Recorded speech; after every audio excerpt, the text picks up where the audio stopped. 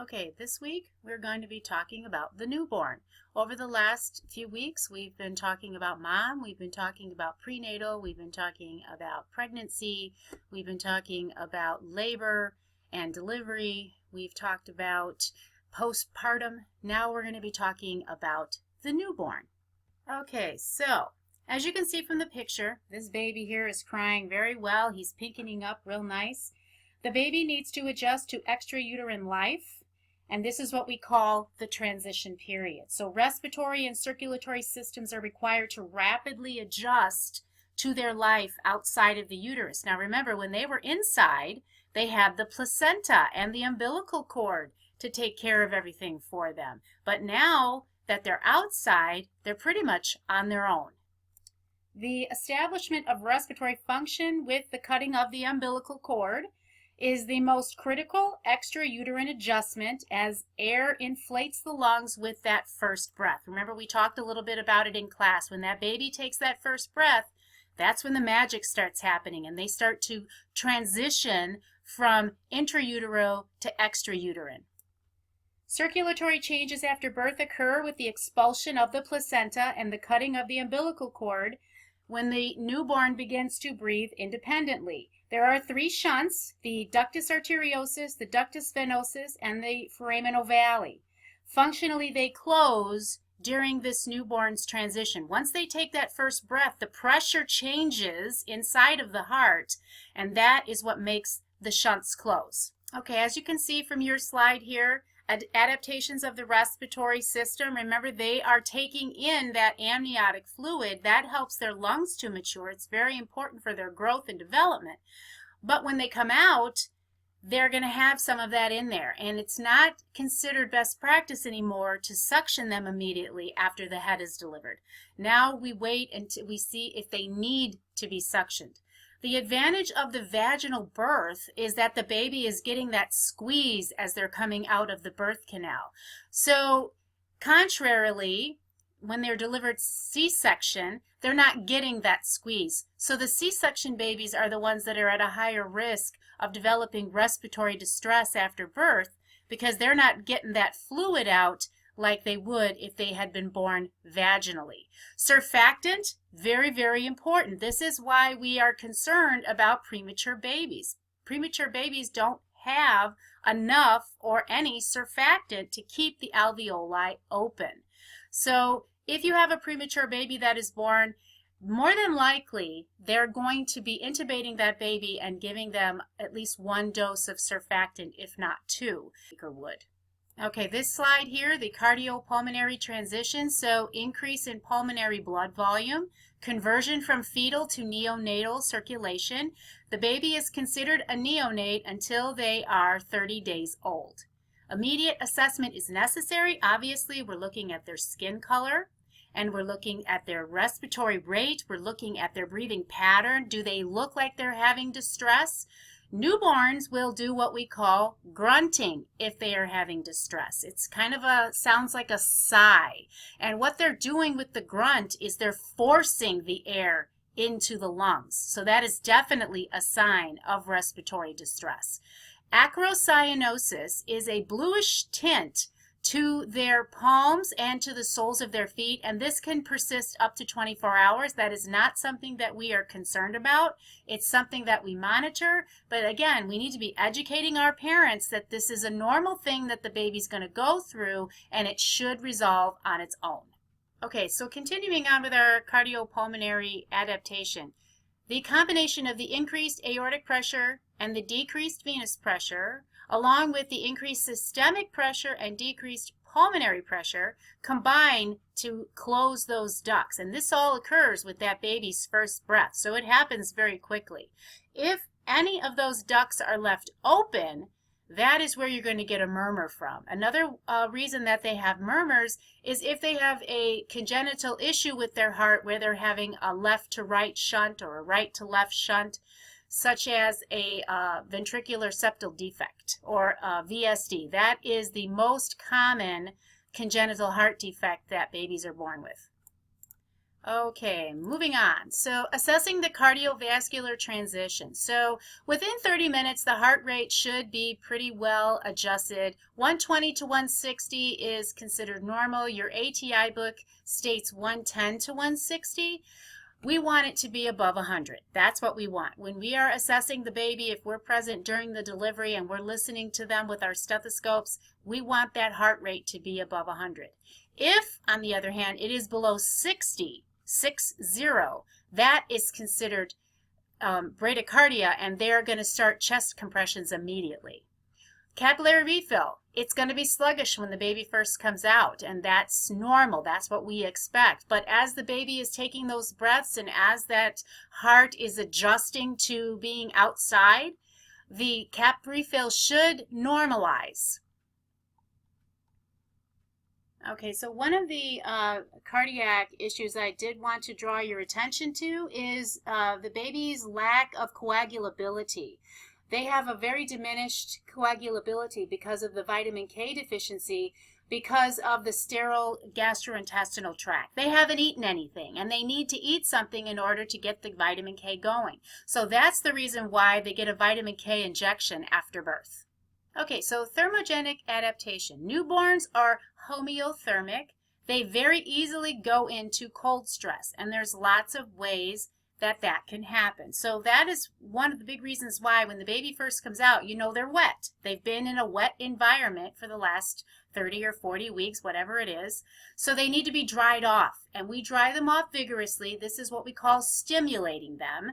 Sometimes if the baby requires it, they may flick the bottom of the foot.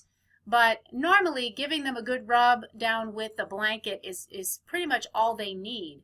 But cold stress is a big problem for babies, especially the newborn, because they're using up whatever calories they do have for their body heat. Remember, babies don't shiver. They have a very large body area, but they have limited sub-Q fat.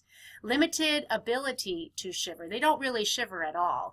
If you see a baby shaking, those are what we call tremors, and those could be attributed to their blood sugar dropping. They have very thin skin, and their blood vessels are close to the surface. So, as we've talked about in class, the baby's in a nice, warm environment, 98.6 or whatever the mom's normal temperature is. They've been in that environment all along, and now all of a sudden we're bringing them to this really cold environment, So it's a shock for them. But we need to get them to the warmer as soon as possible, or to mom's chest. If the baby looks like they're okay when they first come out, they're crying, they're picking up good, everything looks good, it is perfectly fine to put the baby to mom's chest and do skin to skin. That is also going to help maintain baby's temperature. Okay, so this slide here, transfer of body heat to the external environment. So just think about ways that you lose heat. So there are 4 different ways that we're going to talk about. Radiation is transfer of heat from the neonate to a cooler object that they are not in direct contact with. Okay, and that is up there at the right, kind of in the middle.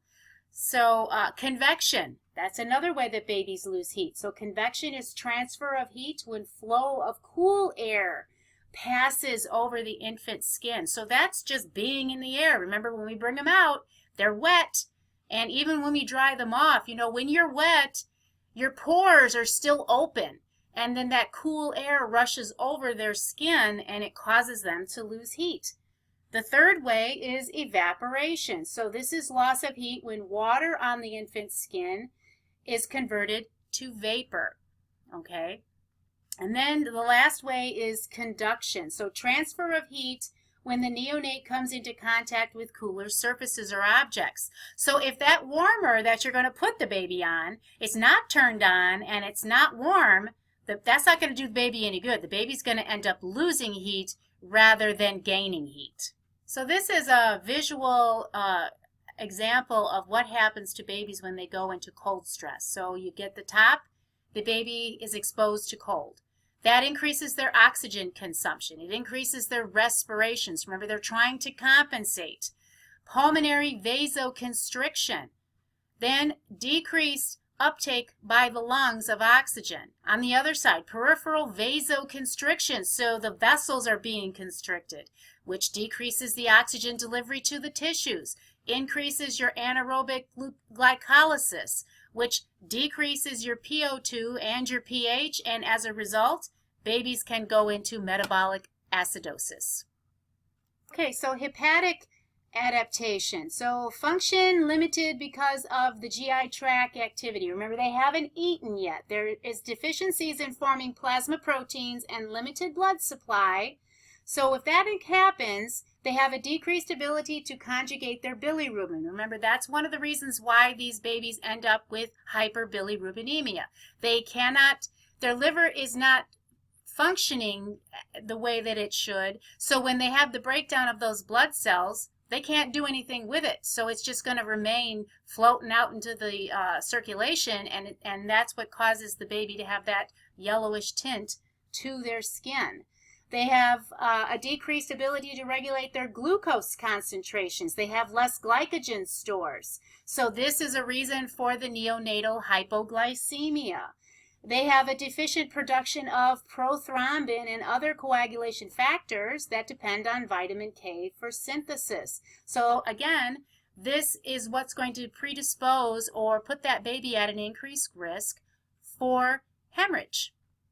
As you see on the bottom of the slide there, as I mentioned earlier, we give them the vitamin K injection to get this whole process going because the baby hasn't eaten yet. They have a sterile GI tract, so we give them that IM to give them a boost. The problem that we're having nowadays is that parents sometimes think that that is an immunization that we are given.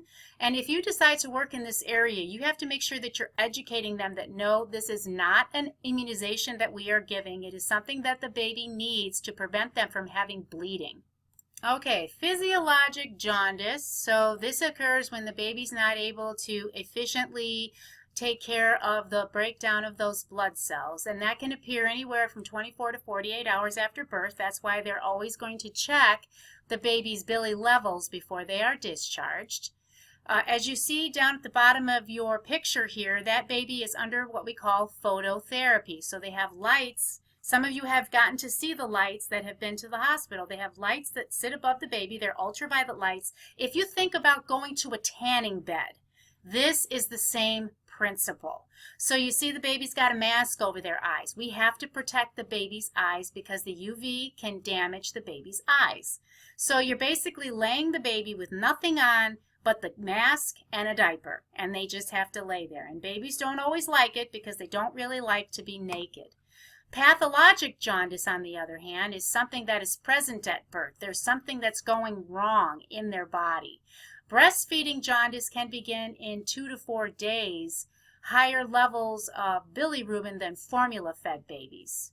Okay, so babies who are feeding well and that feed early, they can actually get rid of a lot of that bilirubin in their stools, that meconium that first comes out. So that's one of the reasons why we like to get the babies to eat as soon as we can. Okay, breast milk associated, or breastfeeding I should say, associated hyperbilirubin is associated with them not taking in as much milk. So they're not really feeding as often. And a decreased passage of that meconium. Remember I said just a couple seconds ago that the meconium helps to get rid of that bilirubin.